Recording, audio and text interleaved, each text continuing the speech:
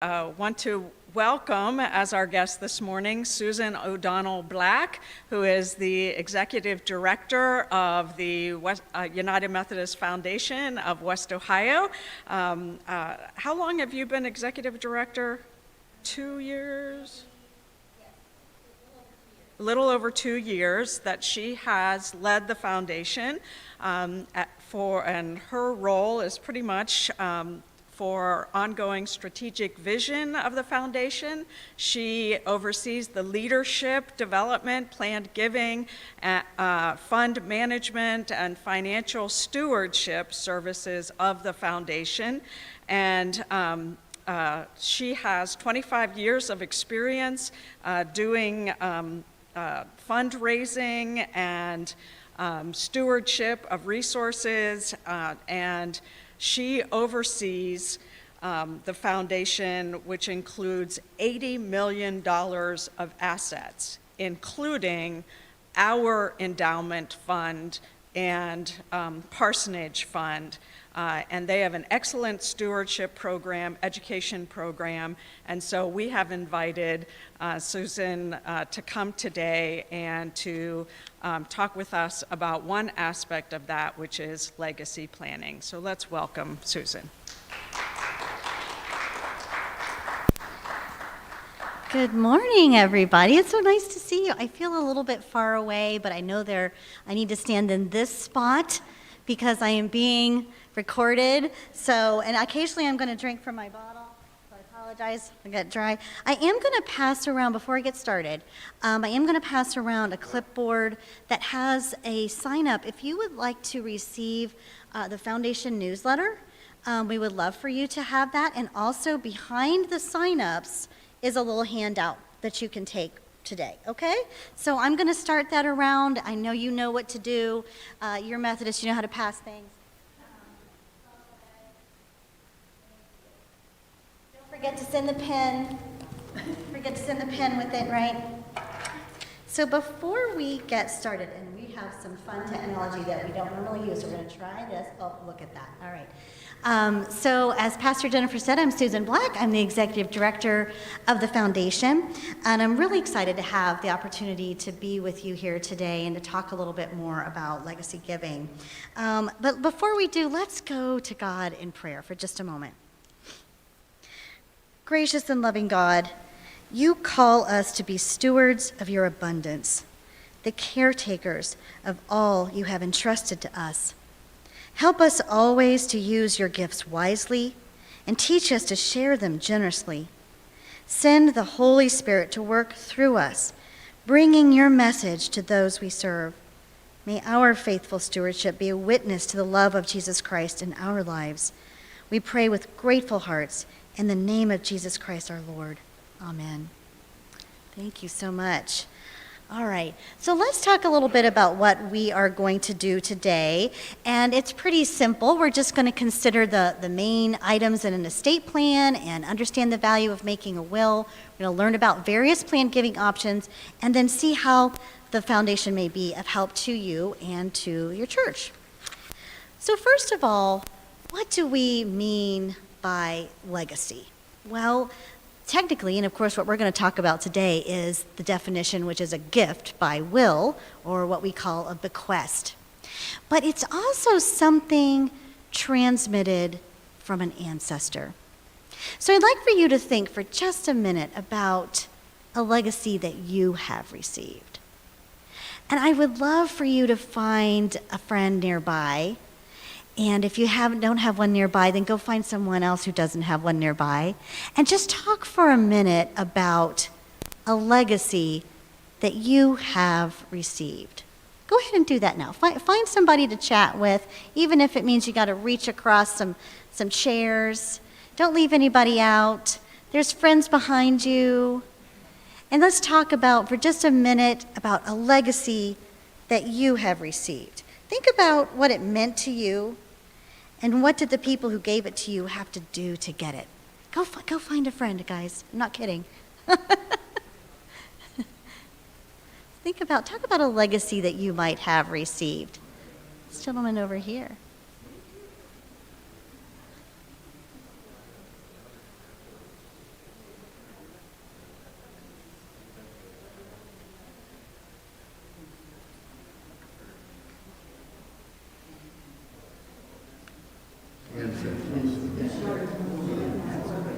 it was instantaneous, getting better financially.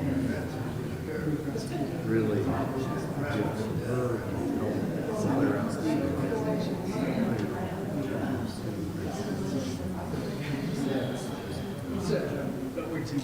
Otherwise,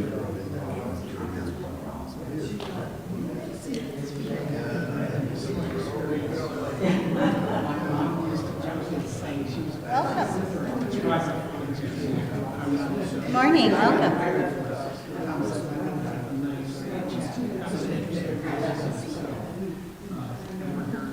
Come on in. Good morning. How are you?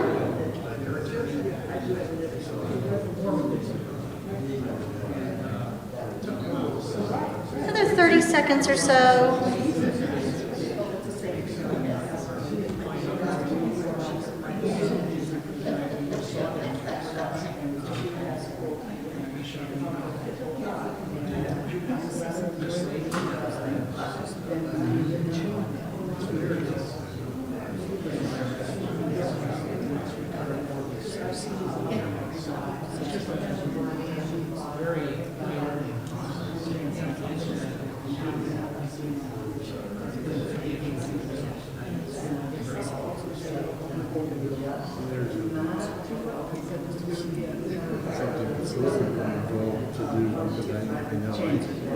Okay. Let's wrap up our conversation. I love giving an assignment like this because we enjoy sharing each other's stories, and we're really good at chatting with each other. Who heard something today from the person they spoke with that they thought was really, really interesting or really neat? Who'd like to share something about what they heard from someone in their group or their partner? Anybody? Go ahead. Back in the 70s when my grandfather passed, he left some money to his grandchildren, and we bought our piano, our family piano, which is now at our son's house, and our grandson is playing. Oh, how wonderful. So for our friends online, we were just talking about a wonderful bequest. And I'm sorry, what was your name? Linda, that Linda's family received from your grandfather that allowed you to buy a piano that's now been passed down, and your grandson is learning to play. That's a beautiful story. Wonderful. Anybody else? Something else? Yes, sir. Just Linda speaking, that made me think of it. My mother had survived my father when she passed away. We were just talking about how long it can take to process a will in Yes. out of state, and Okay. they were in Pennsylvania. But eventually that settled. But it was a nice little windfall. And at that time we made a gift to the church, and I think that piano was the gift Oh, how wonderful. That's great. in her memory. In her memory. It's Scott, right? And Scott was sharing a story for our friends online. He was sharing a story about, first of all, about your parents' estate and how challenging it was to finish it because it was out of state. It was a little bit, took some time. But once that happened, you were able to make a gift to the church that was in her name, and the piano is that gift, which is wonderful. Others that maybe heard something from someone in their group. Yes, ma'am.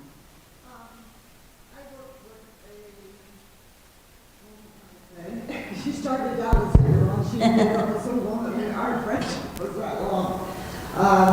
She was an only child.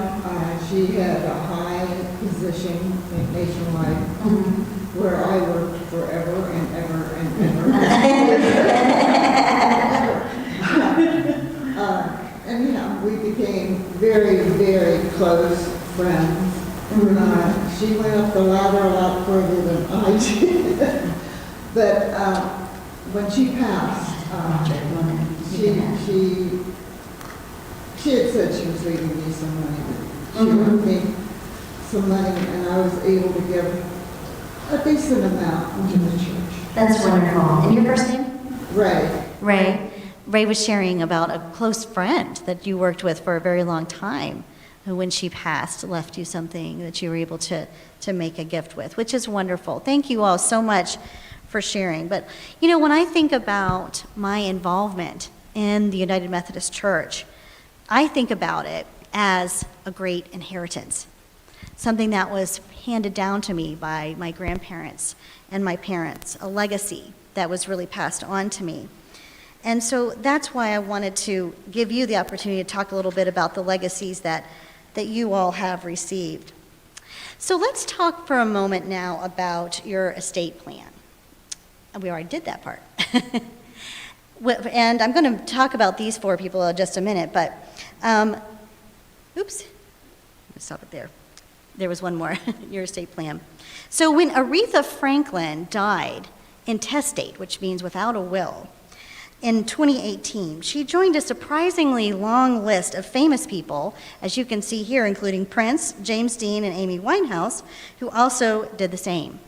By not preparing an estate plan, she made the task of settling her estate and settling her affairs more complicated for her survivors.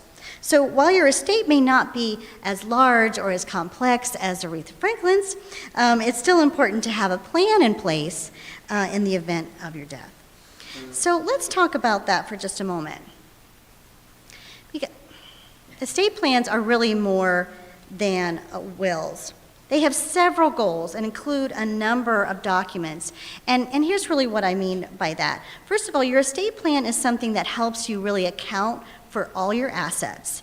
It ensures the transfer, and ensures that they transfer as smoothly as possible to the people or the entities you wish to receive them.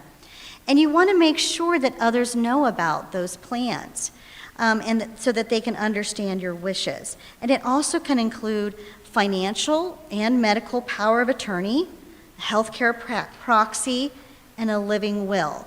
And all of those are kind of similar but also distinct, and having one or all of those is a good idea. So if it's something that you don't have currently, you might want to think about adding those to your estate plans. So there's a lot of good advice about reviewing your existing estate plan. There are several events that should encourage you to review it. First of all, for example, a family member might be added or someone might pass away. You could receive a gift from an estate that could increase your own estate significantly through inheritance. And assets change continually. The estate may have increased in value, or a major business or investment asset might have been sold. And finally, there are major tax changes that can impact estate planning. So it's really good to take a look at changing that updating it about every 4 years. So if you haven't had a chance to do that recently, it's something that you might want to consider doing now. Now, I doubt that we have anyone in the room, but I don't want to make any assumptions, that has an estate valuing over $12.6 million. But let's just pretend for a minute like we do. Because, it's all good. That's right. Yes, please raise your hand if you, no, I'm just kidding. We will be talking to you as you leave the room today. No. But so I'm not going to spend a lot of time on this because I don't think we have too many people, but there is some good news. Most people do not have an estate valued high enough to incur estate or inheritance taxes. So that's what you really need to know. Most people don't. There's some things you need to know if you do, but I'm actually going to skip over that unless someone wants to raise their hand and admit that they have that. Okay, so there is that unlimited marital deduction. You can really help yourself by making charitable deductions. And if you do have an estate that high, I suggest you have an estate attorney if you don't have one already. Okay. So, but for most people, a will is really the sufficient method to distribute your remaining assets after death and share your final wishes and so forth. So it is confession time. So how many people here have a will? How many people have a will? Oh, good. What about an up-to-date will? All right. A little bit fewer hands. So I'm gonna just go briefly through this because I know that everybody here has a will, but it's worth noting, in case you have people in your family that maybe don't have a will, how important it is, because like 6 or 7 people out of 10 don't have one, and it's not something you want to procrastinate about. But there are people who think, well, I don't need one, they're too expensive, I'm never going to die, they think those types of things. And so they think, this is not something I need to do. But for our friends online, I think it's important, in case we have folks out watching us today who don't have a will, it really is a very important document and something that you want to take the time to do. There's almost no situation in which there's too little property that you shouldn't have a will, because if you don't, it's going to go to the state, and they're going to decide what to do with it. So even if you have just a small estate, you want to make sure that it's going where you want it to go. And so that's a really important thing to remember. And there's some other things that the will can do as well. It can help you to nominate an executor, which is like your personal representative, or a guardian if you have someone in your family that needs a guardian. It helps remember people who would not benefit otherwise. And also, obviously, and the reason we want to talk about it today is because it can help you give to charity. And if your charities will receive nothing if they are not remembered in a will from your estate. So it's really important for you to remember that. Okay, so let's actually switch and talk a little bit now about gifts to charity. I might have one more slide on this. Yes, I do, which says some of the same things about naming beneficiaries. So we're going to go to this one. All right. So let's talk about an important part of your estate plan, which is really gifts to charity. Many people think that they can't make a large gift to charity because they aren't wealthy. I hear that all the time. As Jennifer said, I've been doing this for a very long time in terms of fundraising, and most people feel like they can never be what we call a major gift donor because they don't have a lot of money, they aren't wealthy. The fact is that every person can be a major donor by making a gift through their estate plans, and we call these planned gifts. So let's talk about just a couple of simple ways you could make such a gift. All right. So the first one is one that we've already talked about, which is the bequest. And it's a very straightforward way to make a gift through your will. And we're going to talk more about that in just a moment. But the most important thing to remember when it comes to making a gift to charity in your will is to have the right language so that your gift makes it to the right organization. Typically, the organization you want to support can give you the language to use, okay? So, for example, if you wanted to leave something in your will to Epworth and to benefit the endowment, we can help you get the right language so that you're saying the right thing, okay?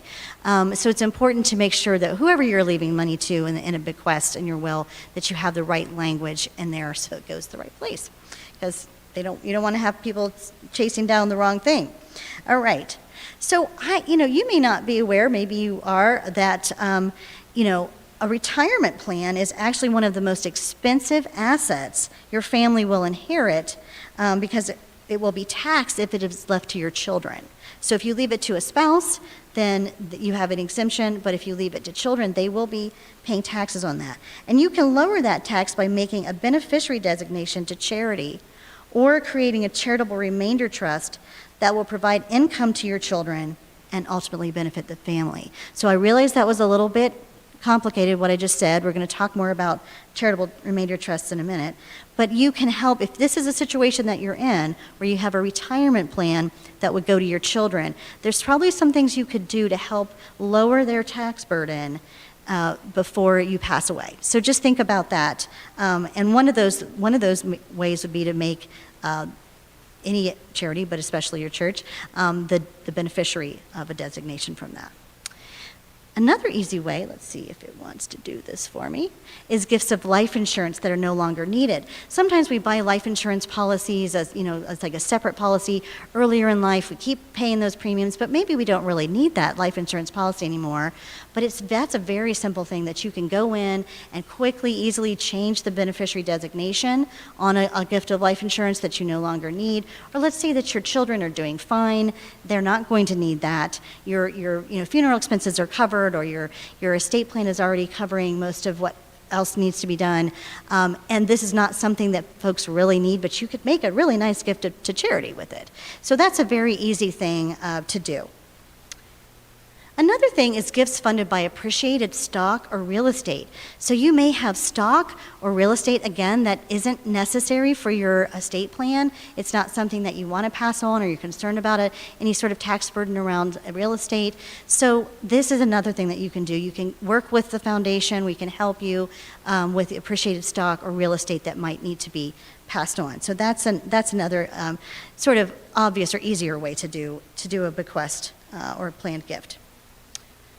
I don't know how many people still have savings bonds hanging around, but you might. And if that's something you want to get rid of, or you don't want to deal with it or give it to your kids to deal with, that's an easy way to make a gift to charity. So, think about that. Go through your drawers. Find those certificates, right, from the 70s, and pull those out, and, they might actually be worth something now. So that's an easy thing to do. And the last easy thing is transfer on death or payable on death accounts. So most bank accounts or other types of accounts that you might have, you can make those transfer on death or payable on death so that they immediately go to a beneficiary rather than becoming a separate part of your estate. So let's see here. I'm going to keep on going. Okay, so let's talk about a couple of these things that we've touched on here in this list in a little bit more depth. And I know that all of you know all of this already, but some of our people are online and we want to share with them too. Okay, so humor me as we go through this. I didn't know it was going to be online today, but I found that out, and so now we're doing it. Okay. I was probably told that and just forgot, but that's all right. So this is a bequest is the easiest way to make a gift to charity through your estate plan, and we've mentioned that a couple of times. And I'm going to look at my notes here and make sure I'm not missing any valuable information to share with you. It's the simplest type of planned gift and one of the easiest to implement. Many people desire to benefit charity, but are unable to donate property to charity while they're alive. For example, a donor may have property that is needed during life to cover living expenses or rising health costs, and a donor can retain ownership and use of their property during their lifetime and still benefit the charity by leaving the property to the charity at their death. So we talked a little bit about that a minute ago. And so you want to make sure that those provisions are in your will or trust through a beneficiary designation. Okay. So the benefits of a bequest, first of all, is that it allows you to make that gift to charity. There's an estate tax deduction, depending on how big your estate is. It preserves lifetime flexibility, so you can change that at any time. And that's the nice thing, is like, you want to make that gift, you can change that as your situations change.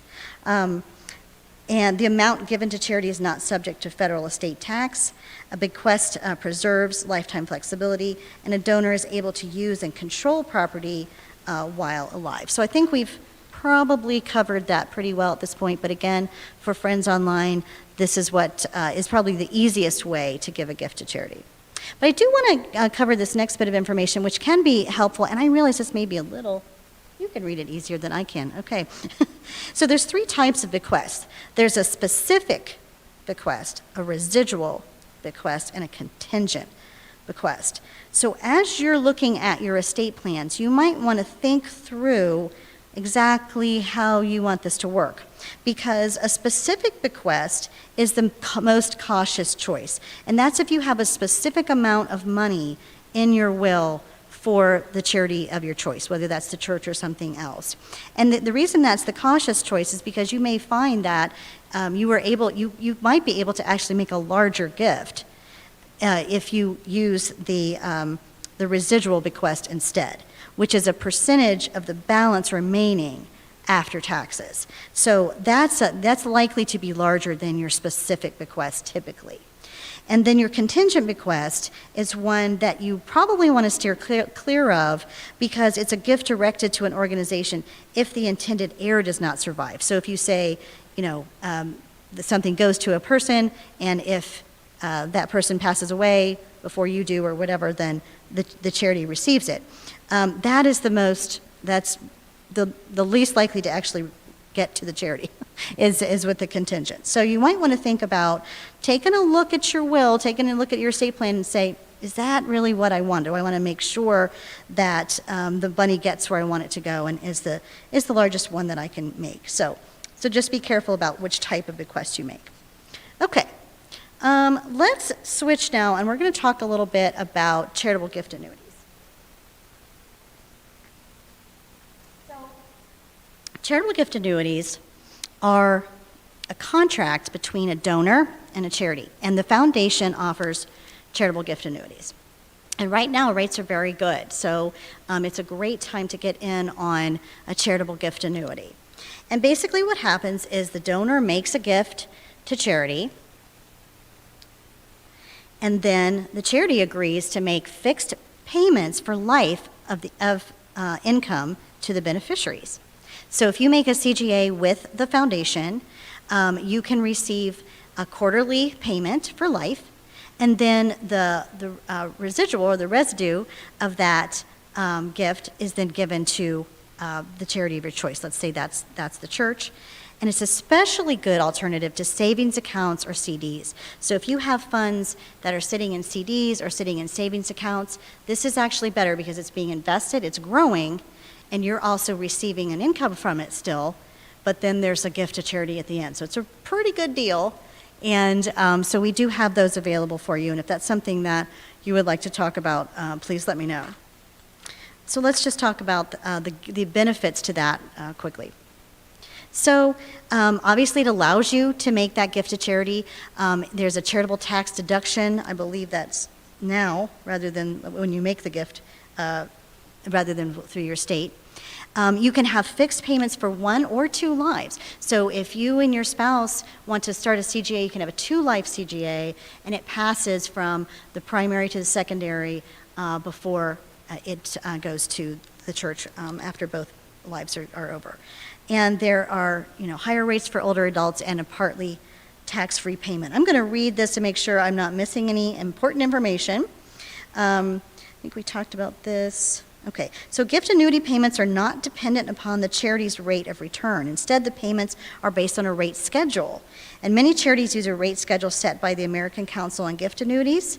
And under that rate, the older a person receiving gift annuity payments, the higher the rate. So that's actually a really good thing. And gift annuities also include partly tax-free payments. Predetermined portion of each gift annuity payment is tax-free, and the remaining amount of each payment is taxable at either ordinary or capital gains rates. That was a lot of technical information, but for those of you that followed it, it was good stuff. So I want to make sure that you have that, because this can get dense, it can get challenging. But the main thing is, if this sounds like something that might work for you, please let me know. We're happy to do that. Okay, so now we're going to just go to the next step, which is charitable remainder trust, okay? So the next one that we want to talk about is a charitable remainder trust. So a lot of people create trusts as part of their estate plan. That's how they have their estate plan set up, is through a trust. And so this is another way that you can make a gift. So basically what happens is the donor makes a gift to a trust. The trust then makes payments to the donor for 1 or more lives or for a term of years. There's 2 different kinds there. And then the remainder goes to charity. If a donor wants to turn appreciated property, this is a good way to get rid of property. If you have a donor wants to turn appreciated property that produces little or no income into a productive asset without paying capital gains on the sale of that property, then a charitable remainder trust might be appropriate. The donor contributes the appreciated property to a charitable remainder trust that will sell the property tax-free and then make payments for life or a term of years. It's great for people with a vacation home or a farm that is not a productive asset. Anybody got one of those? No? Okay, well, if you do, let me know. I'll see what I can do to help you. Yeah, that's right. We're not taking your cows. We're just taking your farm or your vacation home. We'll take that. All right.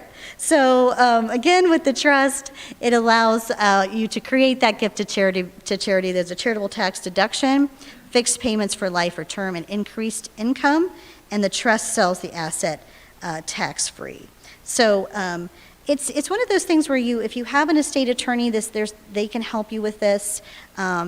obviously we will help you as well, but this may be something you go to your attorney first, but you're going to draft the trust document. The donor transfers the cash or property to the trust, then the trust sells the property tax-free, and then the trust makes regular payments to the donor, and then the rest goes to charity. So that's basically how the trust works. Okay. So we are nearly at the end, and I just want you to know that we are here to help. We've talked about a lot of things today that can help you figure out how to make leave the type of legacy that you have received. Some of the things that you talked about today at the beginning. We've talked today about how you can make that happen through your own estate plans. And as Pastor Jennifer talked about at the beginning, you all do have an endowment with the foundation. And that's the nice thing about having the endowment, is that it allows you to make gifts on a regular basis now or through your estate plans in a very easy way, and helps build that endowment for the future of Epworth. So you can also start your own endowment. So we didn't really talk about that very much today, but if you're interested in making an individual endowment with the foundation that benefits the church or other United Methodist organizations, or really any Christian organization or charity, you can do that with us as well. So that's another option for you. We also have donor-advised funds. So we do have, our program is going to be changing and growing here over the next year or so. But a donor-advised fund is a way for you to put aside money that is for a charitable purpose, and there's some tax benefits to doing that. And then you just let us know when you're ready to send something out, whether that's here to Epworth or to Lakeside or MTSO or whatever it is that you want to give to, or UMCOR. There's lots of different ways that you can use your own funds, and you just tell us. We approve them, but that's really a very easy process, and make sure that those gifts go out. So there's some tax benefit to doing that. So we do also have donor-advised funds as well. So there's a couple of different ways. Today we've talked about making sure that your will is set up the way that you want it to be, so that people are receiving, or organizations are receiving, the funds that you want them to receive. I encourage, if you haven't taken a look at that recently, look at it again, make sure it's really the way you want it to be. You might want to think through what we talked about the contingent beneficiaries and all that kind of stuff. Maybe check on that, see if that's really what you want. We can help you with a CGA, if that's something you want, the charitable gift annuity. If the charitable remainder trust is something that you want to do, great, we can talk with you more about that. But if it sounds more like a personal endowment, or the donor advised fund is something that you'd like to do, the foundation is here to help you with that. And we're also here to help the church with talking more about the endowment and helping people take advantage of giving through the endowment as well. So we have lots of things that we can help you do. If you're thinking, well, why would I give my money to the United Methodist Foundation and not the Columbus Foundation or something like that? Well, first of all, we are created specifically for this purpose. Our vision is to empower and to really resource organizations all across the connection to build or to achieve their kingdom building goals. And really, our foundation is the same as you. We know you. We have shared history. We have shared values. I like to use this tree as an example that we are all the same. We go down to the same roots. And that's really why you might consider investing with the foundation versus some other entity. And we're also, the funds that are raised through the foundation go back into our mission, the mission of the church. It's not going to enrich anyone else. It's really about who we are as Methodists and how we lift up the church. So that's the other reason too, is that it's sort of a double investment in the long-term mission of the United Methodist Church. So We talked a little bit about some of these things already. Please let me know how we can help. If you got one of the flyers today that was on the back of that sign-up sheet, my information is up on the top left corner of that, so you can contact me. So, yes. And if folks have not received one of those, please, we'll pass it around again, or just pull those out, Jennifer, and we can just pass that around by itself. Please feel free to, if you want to take a picture of that, that's easier, you're welcome to. And just please be in touch so that we can make sure we're doing what we can to help you. Now, I know I'd like to be able to answer questions if I am able to, which is a big if, and also, but I know that, yes, Roger's going to come with a microphone so that our friends online can hear as well, since we are recording. Well, I appreciate your time hearing about what I had to share, and I'm happy to take questions or comments or suggestions or any experience that you might have had that you think is valuable to share as well. Let this bubble up. Yes, sir. And tell me your first name when you start to talk so that, wait. He sort of had that tentative hand raise. Hi, Wayne. Oh, my name is Wayne. I guess the question I have is about the savings bonds Yeah, thing that you mentioned. okay. So how does that process work? Is it because usually you're holding the bonds as long as they're making interest? Do you set that up as a bequest or whatever I think while it's making interest yeah. or after? Or do you have to change? Some of them may be payable on death to a specific individual. Right, so if they are, then you wouldn't cash those out. I think it's really a process of maturing bonds being cashed out and then using that as a way to make a charitable gift, whether that's using, putting that, I just lost my mic. No, You're I still there? back. Okay. Funds into, say, to seed another gift is basically how the savings bonds would work, is you would actually cash those out if they're mature. Yeah, and then you would use that money to seed another gift. So you can't just designate them. Well, you probably could, but then they would have, your executor or somebody's going to take care of that at some point. Oh, You know what I okay. mean? So I don't think, we wouldn't hold them for you. That would, it'd be something that you would have to arrange. So if Okay. they're kind of sitting around and it's going to cause somebody else trouble later, or it's not really something that your family desperately needs as part of your, estate plan, it might be a way to seed another gift. Yeah. Does that make Okay. sense? Okay, thanks for asking that, Wayne, I appreciate that. Other questions?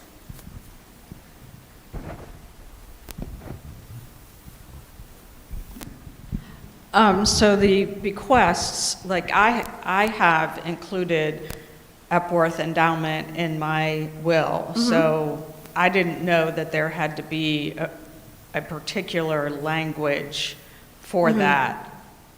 Typically, most estate attorneys are going to help you make sure you have the right language, but there are. I just went online and found a will. Yes, a will format. maker. So So- I should call you and get the right language? You know what, the best thing to do, and this actually goes for anybody, if you have a will, or, in your will you have left money to the church, we'd be happy to take a look at the language for you, or to hold that document for you. So in other words, just show me the one page that has that information on it, because then we can make sure that it gets where it needs to go.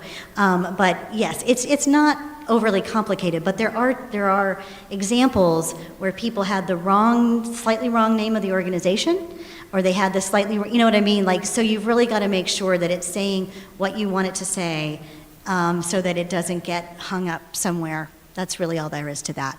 But it's a good question, and it's one worth just checking on, and we're happy to take a look. If you don't have an estate attorney, does the church have any estate attorneys? Are there any estate attorneys in the church? No? Okay. Just sometimes there are. I mean, they do exist. So some of them go to church. But if there was, then they might be willing to look at it for you. But we can certainly take a Because look. I don't want my grandchildren to be taking money from That's right. that I want to give to the church. You don't want them fighting over that. Yes, ma'am. Hang on, I think they're going to pass the mic to you.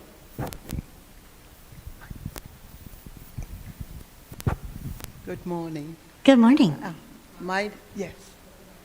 What's your- My name is Margaret. Hi, Margaret. Yeah. That's my middle name, Margaret. I have an only child, and this is Joseph. Yes. But I haven't made a will yet. Okay. I'm 58 years old.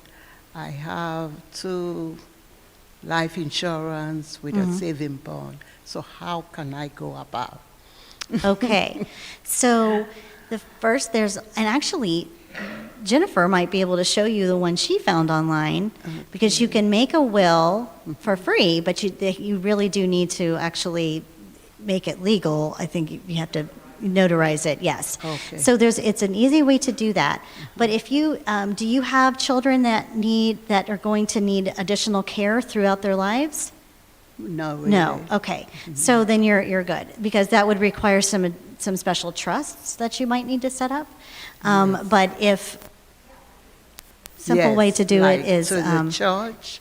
yes, To the church. Mhm. I'm interested in that. yes. Giving- So you can do that very easily Yeah. through a will, by just making a will. Okay. And, yes, and there's some easy ways to do that online. So, yeah, good question, though. Roger, I think I might be Thank you. Thank you. I think the battery might be going out on this. Yes, Scott? Test. There's some information I wanted to share. Yeah, I've been on finance for quite a while at the church. say who and you are. Worked with Tom Pritchard on setting up our endowment here. Mm-hmm. And we were very involved at the time our parsonage sold. So I'd like people to just understand what the benefits are to the church of any of these vehicles. Hey, Scott, why don't you come on up and actually just speak from here? Well, yeah, because I think people want to see you. Share that. So about the time Pastor Jennifer came to the church as our pastor, we got an unexpected estate gift. Thank you. We got an unexpected estate gift that was over $100,000, and it was quite a blessing. About the same time we sold the parsonage, and we also had a lot of major capital needs at the church. Well, from the sale of the parsonage and that gift, we have completed out this year all the major capital projects, and we used that money as working money in a credit union, the Christian Family Credit Union. About that time, we also thought we should get an endowment going. There had been an endowment many years ago at the church, but it really never went anywhere. It was like introduced, and it was not tended and fed. Well, we started one up through the Council on Development, the precursor to the foundation. And through that, and Pastor Jennifer having conversations with different individuals, we have gotten estate gifts, specific amounts bequested. We got some contingency estate gifts, and we've had some generous folks within the congregation give us one-off gifts. They've had a good year at something where they just have that extra, and they've given us gifts, and that's grown. And if you had asked me 4 years ago, how much do you think we'd have in that, I would have never guessed. It does grow. And the foundation does invest wisely. I mean, if you follow the markets this year, it's a tough year, but the markets will come back. And they're good about it. As Susan said, the money that they get good rates with the fiduciaries they work with. They get a portion of that money is to come back through the foundation. It benefits us. The rates of our apportionments have gone down because of money coming through investments in the foundation. The foundation is self-supporting. So, I mean, this is a wonderful organization, and I think the message today is a really wonderful message. Thank you, Susan.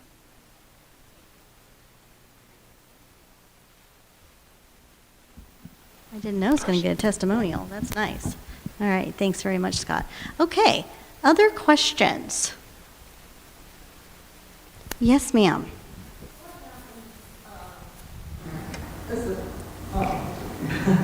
Go ahead and put it in front of This you. is Ray. Ray, go ahead and put it in front of your My name face. is Ray. My name is Ray. Everybody know my name. Oh my God, what's the question? What happens if one of my beneficiaries died? Do I need to renew the will, or does it go to their children, or? Unless it's specified, I don't think it will. So you probably need to update your will. Yeah, that's And that's why it's a good idea to look every few years. Yeah. And to, make sure, because things like that do happen. You make a will one time in your life and things change and people pass. And so it's a really good idea to get that out and update that. Okay, For thank sure. you. Yeah. Thank you, Ray. Good question, though, because I think that applies to a lot of people. That's something that most people think can do. Wrap it up. Thanks, Susan. And I'm going to hang around. I'm going to just stay and worship with you all today. So just, if there's something that I can do to help or a question I can answer that you'd rather talk about in private, just grab me. I will do what I can to help answer your question. I really appreciate you coming out early on this cold morning. I think having the snacks probably helped. And I just look forward to worshiping with you all this morning. So thank you so much.